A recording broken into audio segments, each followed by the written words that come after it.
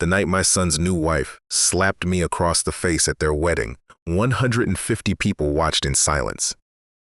No one moved. No one spoke. The string quartet had stopped playing. A champagne flute shattered somewhere behind me, and the only sound left in that room was the ringing in my left ear and the faint hum of the air conditioning above the dance floor. But the slap was not the worst part. The worst part was my son walking toward me, picking my glasses up from the floor and pressing them into my hand while his bride stood 3 feet away, waiting to see what he would do. He looked at me and whispered, "Dad, why did you have to provoke her? Just give her the keys. We can fix this tomorrow." I had raised him alone for 11 years after his mother died. I had protected him from every consequence, covered every mistake, and given him a life most men would have spent decades building for themselves. I had done all of it out of love. And now I was standing in a ballroom with blood on my lip, holding a pair of bent glasses, watching my only child choose comfort over loyalty. I put the glasses back on. I straightened my jacket. I looked at him long enough for him to understand that something had just ended. Then I walked out of the building without saying another word. I was not running away from what had happened. I was deciding what he would lose first. My name is Whitfield Brennan. I was 68 years old at the time of the wedding. A widower for 11 years, the owner of a construction supply company I had built from one warehouse into 17 distribution centers, and the father of one son named Sutton, who was 31. His mother, Cordelia, died of pancreatic cancer when Sutton was 20. The disease moved fast. We had 18 months from diagnosis to the morning she stopped breathing in the hospital room where I held her hand. After she died, I made her a quiet promise. I would raise our son well. I would give him opportunities. I would not let him fall. I kept that promise. What I did not understand until the night of the wedding was that I had kept it so thoroughly, so completely, that Sutton had grown into a man who believed the ground would always catch him no matter what he did. When he graduated from college, I gave him a position at Brennan Building Supply. Not an entry-level role, a salaried position above what managers who had worked for me 15 years were earning. I told myself it was temporary. Every year after that, I promoted him before he had truly earned it, because watching him struggle felt too much like watching him grieve all over again.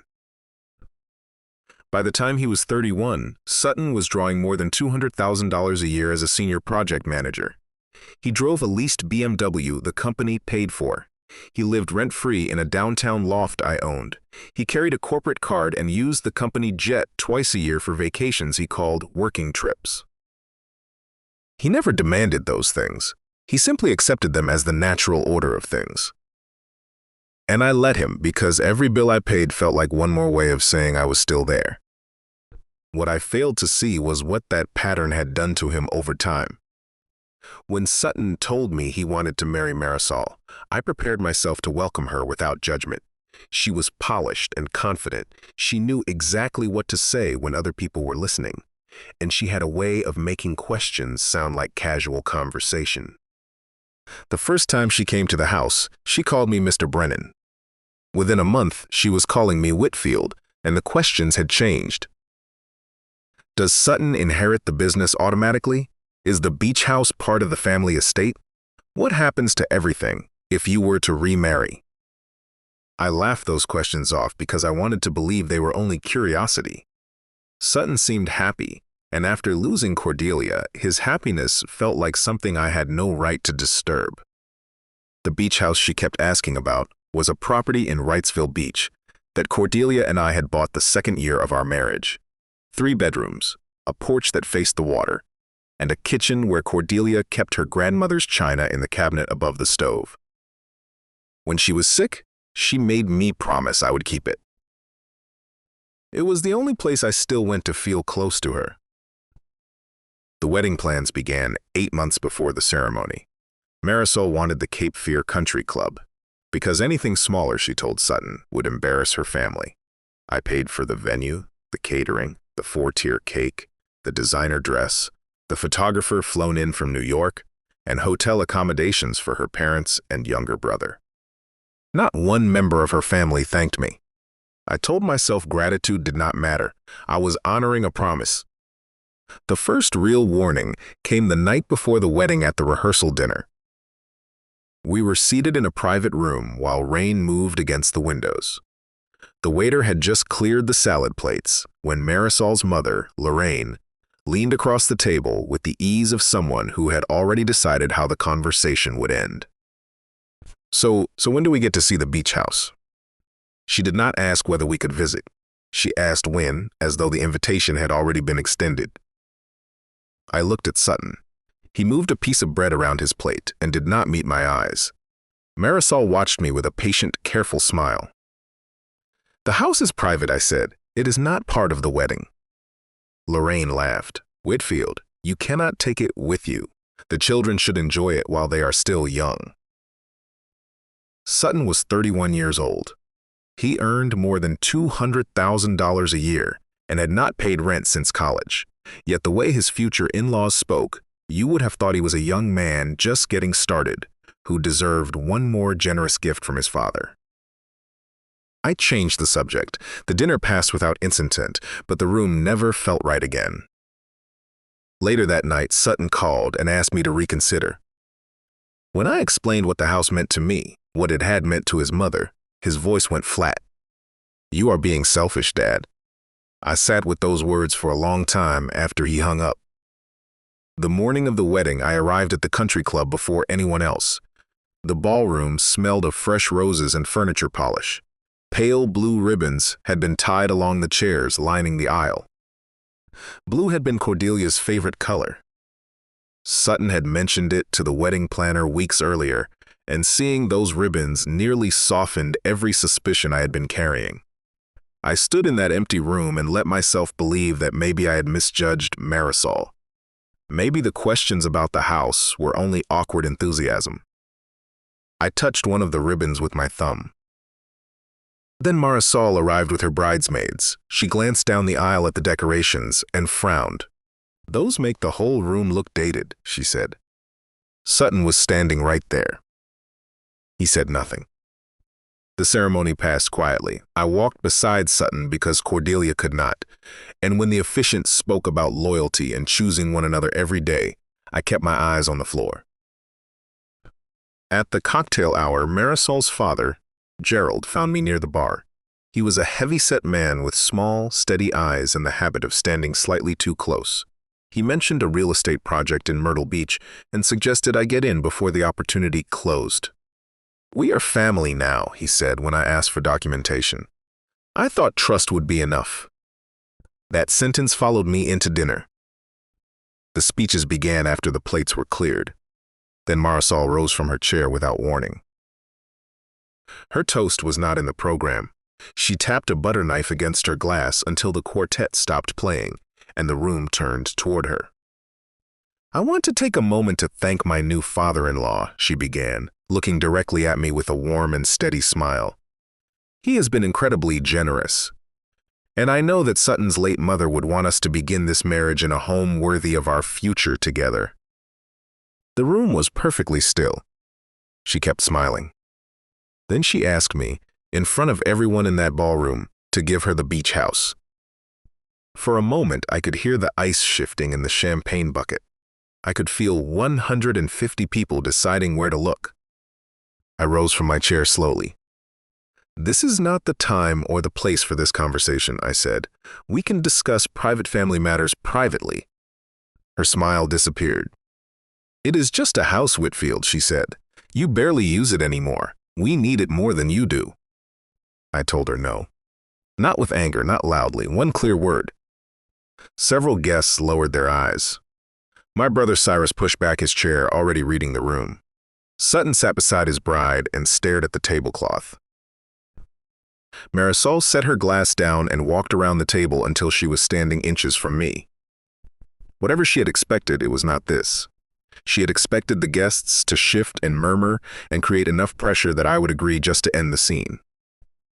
Instead, the room was watching her, and she was losing.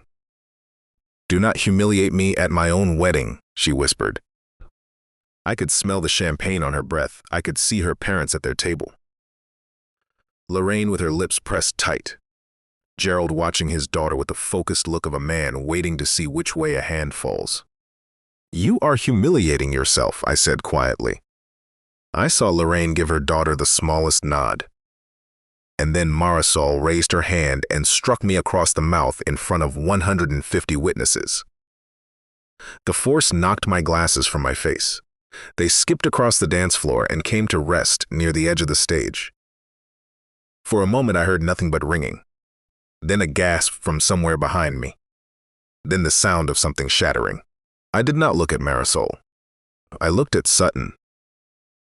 My son was 3 steps away. He was staring at his new wife with an expression I had never seen on him before.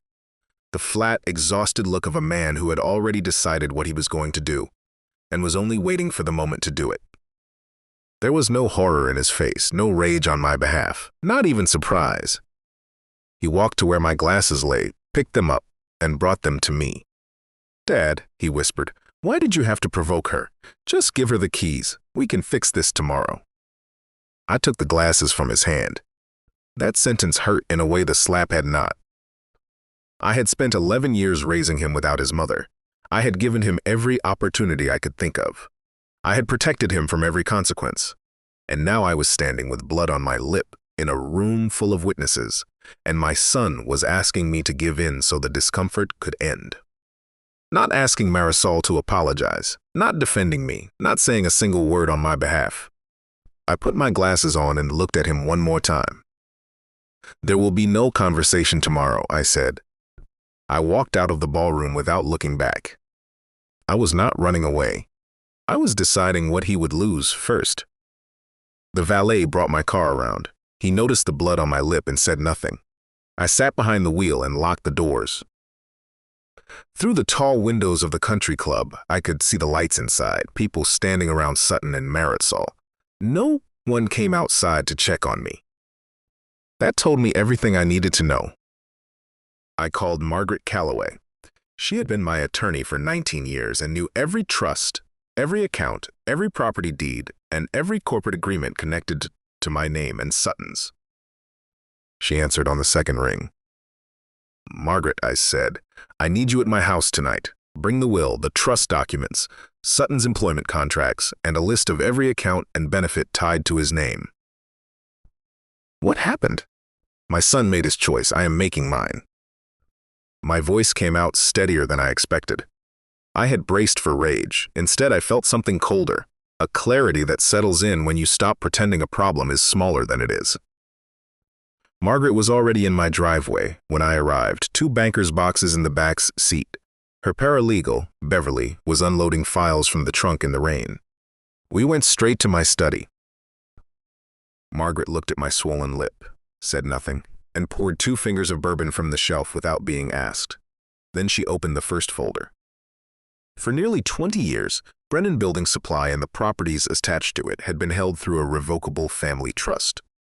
I was the grantor. Sutton was the primary beneficiary.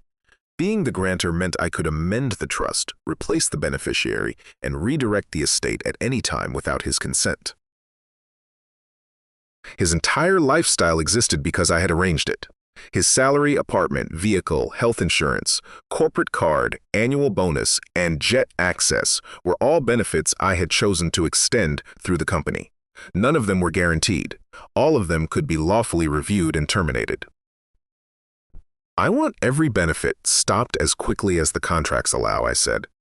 "Freeze his corporate card and system access tonight. Start the process for the vehicle, the apartment, the insurance, and his employment." Margaret studied me carefully. "And the trust?" "Remove Sutton as beneficiary. The new primary beneficiary is the Cordelia Brennan Memorial Foundation. It will fund pancreatic cancer research and early detection programs." Her pen stopped moving. "Whitfield, once this begins, there may be no path back to the relationship you had." I looked at Cordelia's photograph on my desk, the one from the summer we bought the beach house. Her hair blown sideways by wind off the water, her hand shading her eyes while she laughed at something I had said. "There is no path back to a relationship that was already broken," I said. "I am only stopping myself from pretending otherwise." We worked past midnight. Beverly drafted termination notices at the dining room table. Margaret called the bank's emergency line and placed holds on every shared account. The leasing company was notified about the BMW. Sutton's access to corporate systems, his company card, and the private jet would be suspended effective Monday morning. My phone vibrated on the desk without stopping. Sutton called 9 times. Marisol called 4. Gerald called once. I turned it face down. Around 1 in the morning, my younger brother, Cyrus, arrived. He had left the wedding shortly after I did. He sat quietly with a glass of water while I signed each document. He never asked me to reconsider. After a long silence, he looked at Cordelia's photograph and said, "She would have done exactly the same." That nearly undid me. Before she left, Margaret warned that Sutton might react desperately once the consequences began arriving. "I raised him," I said. "I know what his desperation looks like." What none of us knew yet was that the desperation had already been in motion before the wedding ended. Sunday morning, I drove to the beach house in Wrightsville before sunrise. Cordelia's chip blue mug was still on the shelf. Her old sweater was folded over the arm of the porch chair where she used to sit when the light was coming up over the water. I made coffee and watched the tide come in. For the first time since the ballroom, I let myself cry. Not because of the slap. I had already decided what to do about the slap.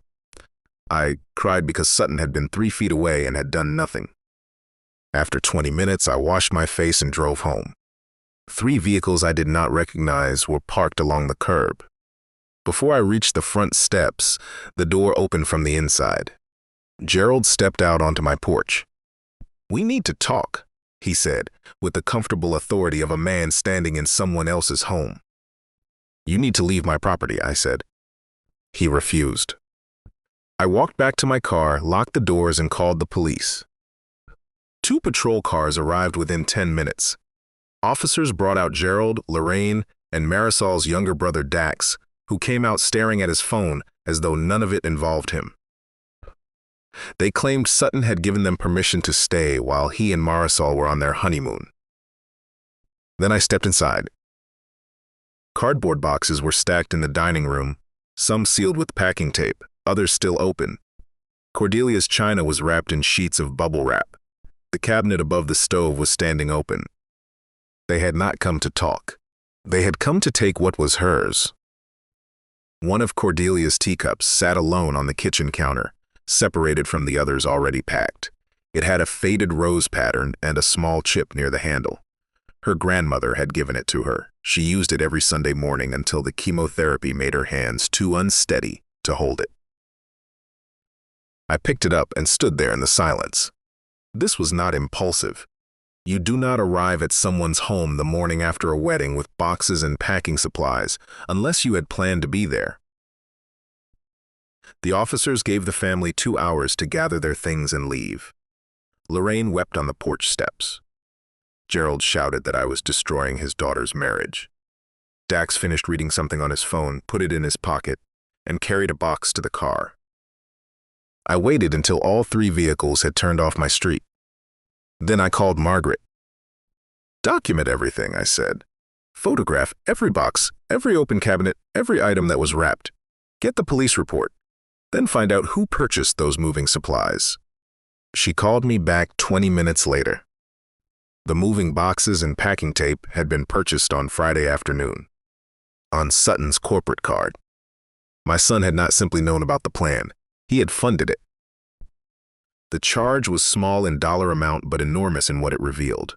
Sutton had used company funds to supply an unauthorized entry into my home. Margaret flagged this immediately to our outside employment counsel, who opened a formal review Monday morning and suspended Sutton's corporate access pending the outcome. The slap had looked like a moment of rage. The demand for the beach house had looked like greed, but the receipt changed what this was entirely. Before Sutton and Marisol exchanged vows, they had already arranged for her family to enter my home and begin removing my wife's belongings. He had given them my house key. He had paid for the boxes. He had left for a honeymoon I paid for, expecting to return and find Cordelia's things gone and me with no choice left but to accept what had already been decided. By Sunday evening, Margaret had a complete timeline: the card purchase date, the police report, photographs of every box, and a moving company receipt showing the supplies had been ordered for delivery to my address. Before I tell you what happened when the consequences arrived, tell me in the comments. Would you have confronted him immediately or gathered every piece of evidence first? I chose evidence. Monday morning, Sutton's corporate card stopped working at a coffee shop near the airport at 8. His company login was suspended minutes later. The BMW leasing company contacted him about a scheduled vehicle recovery. The formal notice of lease termination was delivered to his apartment door. I let every call go to voicemail. By mid-morning, the messages had shifted from demands to panic. Turn my access back on, fix my login. Then, hours later, Dad, please pick up. Marisol is blaming me for everything. Her parents say I ruined it. I do not know what is happening. I listened to every message and answered none. The resort requested a new payment method for the remaining nights and incidentals. Sutton did not have enough in his personal account to cover it, so he used what he had to buy an early flight home. Marisol stayed behind, put the room on her father's card, and stopped answering when Sutton called from the airport. On Wednesday, Sutton drove to Brennan Building Supply and walked through the front doors expecting his name to carry him past the reception desk the way it always had.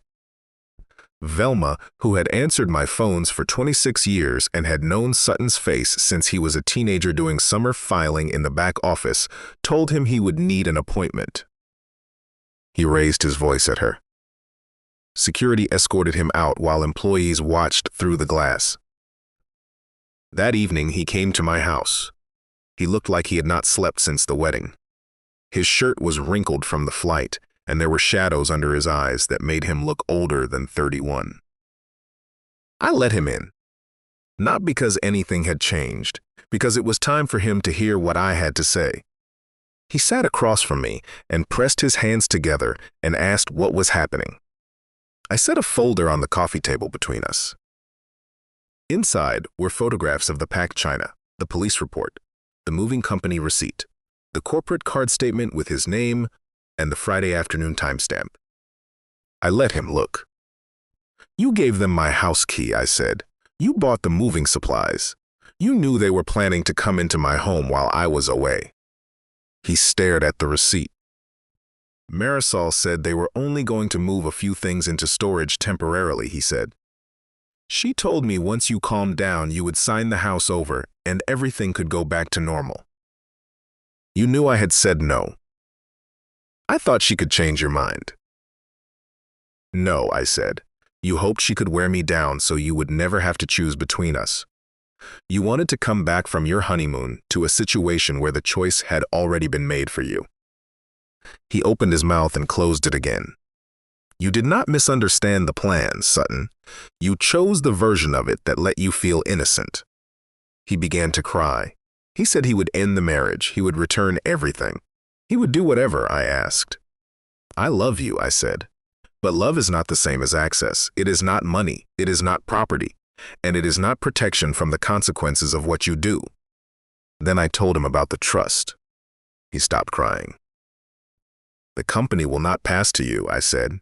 Neither will the beach house. Brennan Building Supply and the estate will support the Cordelia Brennan Memorial Foundation. Sutton looked at me as though I had said something in a language he did not recognize.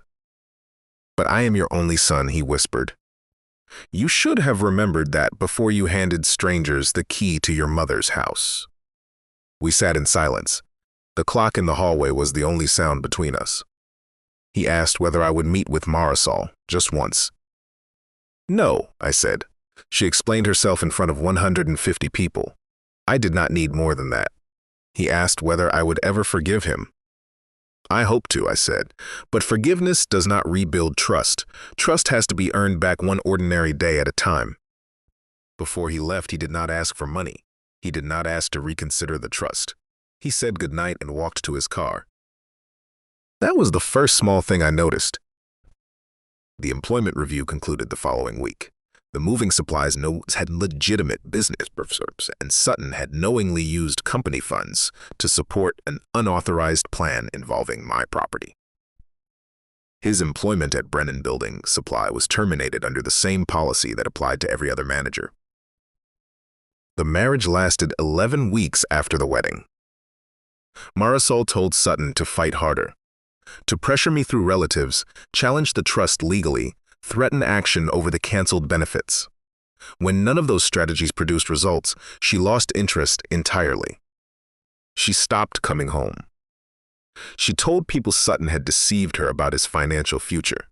The woman who had promised to stand beside him for life had a precise threshold for how long she would wait without access to someone else's money. By March, the divorce was final. Marisol moved back to Charlotte. Gerald and Lorraine stopped returning Sutton's calls the week the divorce was filed. For the first time in his life, my son had to see what had just happened without my explanation softening it.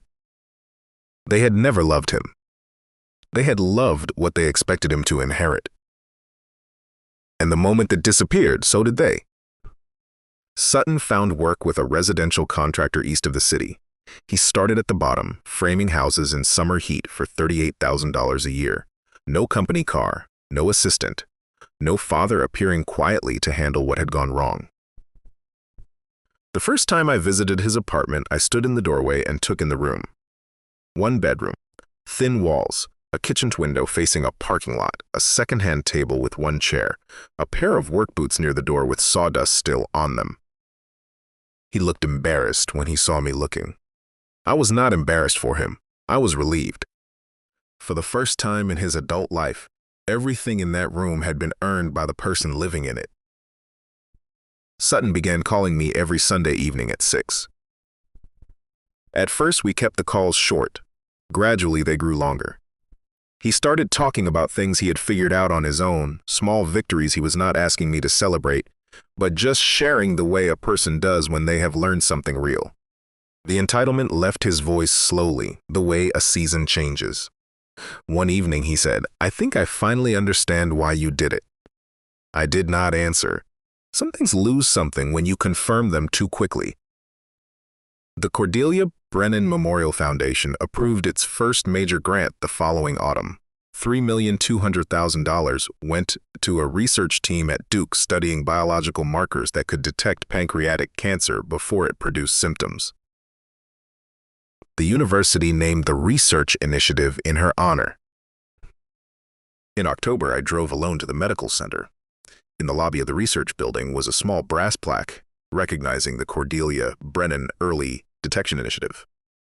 People walked past carrying coffee cups and hospital badges, none of them knowing that the woman on that plaque had burned toast every Sunday and sung badly while watering her roses.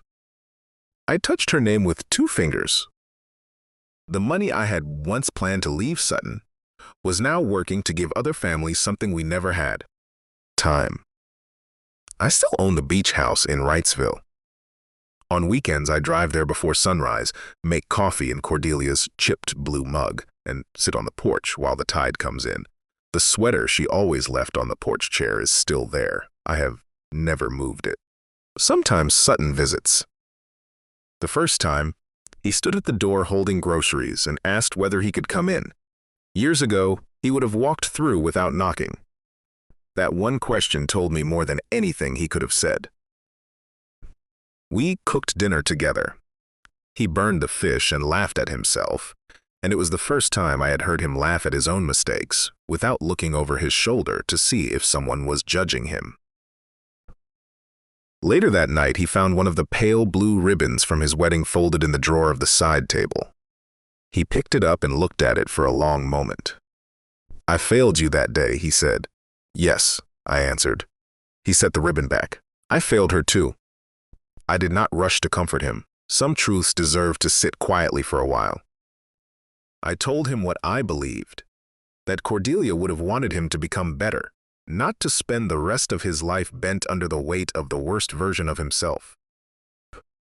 A year after the wedding, we were sitting on the beach house porch with our coffee while a storm moved along the horizon. He asked me quietly whether there was any possibility the trust could ever change. No, I told him. The foundation is the beneficiary. He nodded and looked out at the water. I thought if I became better, it might come back, he said.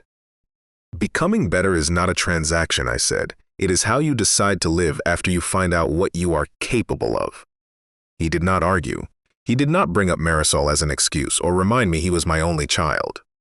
He said, I understand. Before he left that day, he noticed a section of the porch railing that had worked loose over the winter. He went to his truck, found a hammer and screws, and spent an hour repairing it. He worked in the heat, carefully, with nobody watching. When he finished, he swept the sawdust off the steps and put his tools away. No inheritance waiting for him, no reward, no promise that anything would be restored. He just fixed what was broken because it needed to be fixed. I watched his truck pull out of the driveway and thought about the boy who used to take everything I handed him without looking up. The son I had always wanted to raise was finally arriving. Not because I had given him more, because I had stopped rescuing him from himself. Every Sunday at 6, my phone rings. I answer every time. Some weeks we talk for 15 minutes. Other weeks an hour passes before either of us notices. He tells me about the crew he was trusted to lead last month, the mistakes he made and how he handled them, the savings account he opened on his own and did not mention to me until it had been growing for 3 months. We do not pretend the past is gone. He knows the trust will stay as it is. I know forgiveness is a thing that grows slowly in the ordinary space between phone calls and small repairs done quietly without anyone asking. I once believed the greatest thing a father could do was protect his child from difficulty. I was wrong. The greatest thing I ever did for Sutton was refuse to protect him from himself any longer. Marisol raised her hand expecting fear, surrender, and a set of house keys. Instead, she exposed the truth.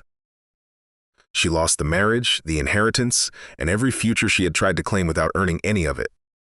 I kept my home, honored Cordelia's memory, and eventually, slowly, a real relationship with my son.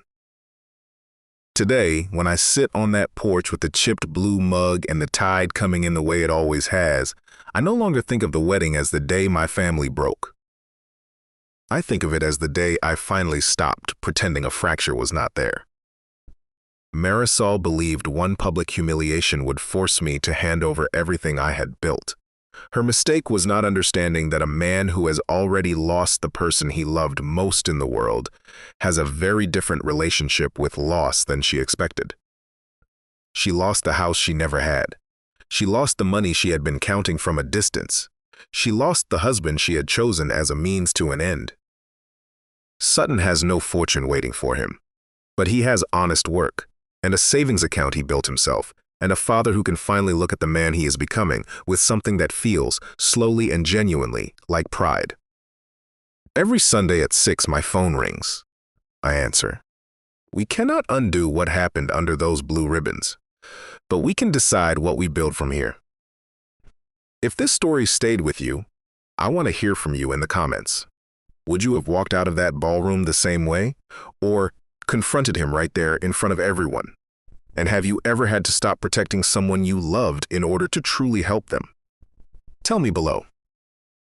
Subscribe for more stories about betrayal, quiet courage, and the kind of justice that takes its time but always arrives. Sometimes the best ending is not getting back what you lost. It is realizing that losing it was what saved both of you.